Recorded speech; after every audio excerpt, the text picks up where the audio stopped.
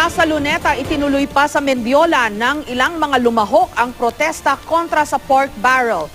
Maging doon, naging maayos ang demonstrasyon. May report si Ian Cruz.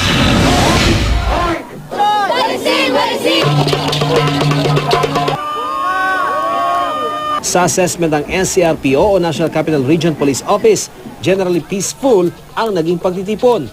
Iisang sigaw ng mga nagprotesta, ibasura na ang pork barrel o PDAF ng mga mambabatas. Mag-ibaka! Mag-ibaka! Wag baboy! Wag baboy! Habang abala mga ralisa sa malawakang panawagan, maigpit namang nagbabantay ang mga otoridad sa seguridad sa Luneta. Nasa 2,500 pulis ang nakakalat. Kabilang na ang augmentation mula sa Armed Forces of the Philippines. Ito po ay precautionary measure. Una-una para po sa kaligtasan at seguridad ng mga taong pupunta rito na wala pong masamang nangyayari. Mula Luneta, masigasig na nagmarcha ang ilang grupo patungo Mendiola upang ipagpatuloy ang panawagan sa pagbabasura ng pork barrel. Pork barrel! Pork barrel! Ibasura!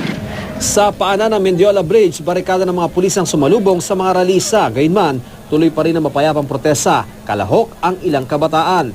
Kung sabing bitin talaga kung hanggang rally lang yung gagawin natin. So, sa tingin ko, in our own ways, dapat meron din tayong gagawin para mabago natin yung sistema. Lahat tayo, in a collective way. Sa programa, binuksan ang entablado sa sino mang gustong magsalita.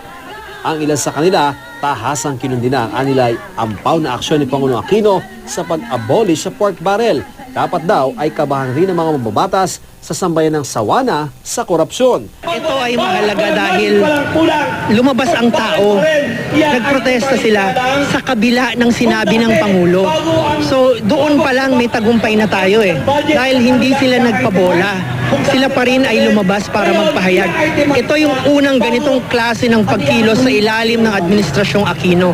Ang ilang pulis at sundalo nagpahayag din ng kanilang pakikisa sa panawagang ibasura ang pork barrel. Pabor sa akin, pabor.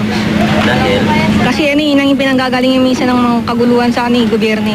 Siguro may mga comments sila pero sa ngayon talagang parang pampersonal lang muna nila yun. And it doesn't represent the whole organization. Ian Cruz, GMA News.